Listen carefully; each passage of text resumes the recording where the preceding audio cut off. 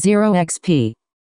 Hey guys, today we're going to be looking at a retro flashback, Bomberman Classic vs. Super Bomberman R for the Nintendo Switch. The classic Bomberman was developed by Hudson Soft, currently owned by Konami. The classic title launched in July 1983 for a bunch of home computers like the MSX and the Sharp MZ700. It arrived on the Nintendo Entertainment System in 1985, and the game was ported from the computer to the Famicom, the Japanese NES, in a single 72-hour marathon programming session, and it sold over 1 million copies. The original Bomberman was written in 1980 as a tech demonstration for the Hudson Soft Basic compiler. As a funny little trivia tip, if you find a port of the original Lode Runner, you'll notice that the Bomberman graphic is the exact graphic of the Lode Runner enemies, which Hudson Soft used when they ported Lode Runner to the NES. The new Super Bomberman R, released on the Nintendo Switch, adopts much of the original classic gameplay elements, including a slightly confusing control mechanism where you find yourself trying to duck behind walls and slightly missing to be incinerated into dust in short seconds.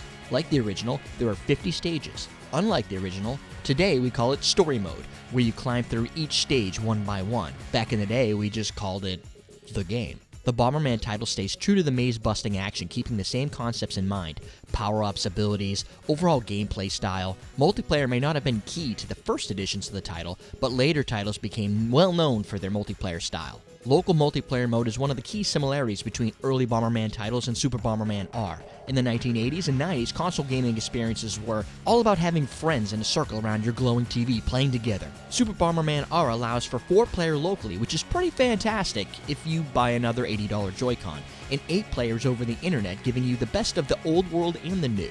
One of the slightly different, yet great improvements over the classic Bomberman was the inclusion of boss battles. These series of boss battles and mini-boss battles break up the traditional gameplay, yet give you similar gameplay elements to offer new challenges to the player. The boss battles did remind us a little bit of the early arcade Teenage Mutant Ninja Turtle fights, with phased attacks and crippling the enemy before you can strike for damage. So what exactly is Bomberman? Bomberman is actually a robot, and he's got to find his way through a maze, avoiding crazy enemies, all of different speeds and randomness. This little robot has to bomb his way through walls, through creatures, all while avoiding the blowback of the flames. If you just came through a 1980s time warp, you'll feel comfortable with the return of some of the original creatures, except now they're in 1080p 60 frames per second action. Along the way, Bomberman uncovers special abilities, such as the ability to drop bigger bombs, time bombs, and move faster. The original title had 50 stages, and the game was tough. So tough, Stage 1 took us almost 20 minutes to defeat just so we could show you this footage. You'll find Super Bomberman R holds true to a lot of the challenges as compared to the original title,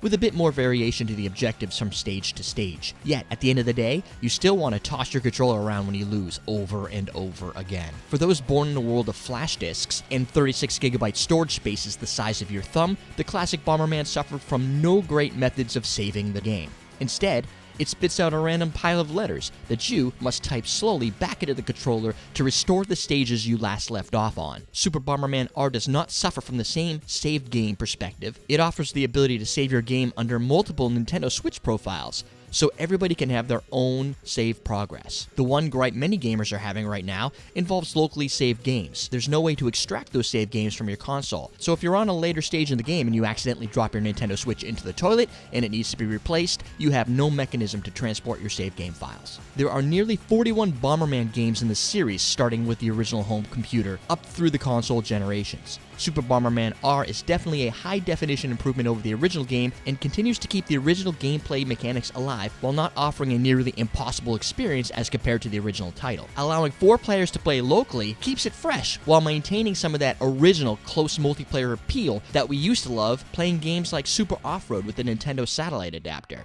Ah, the classics. Don't forget, if you like retro classic flashbacks, give us a thumbs up, subscribe, and stay tuned for our next video.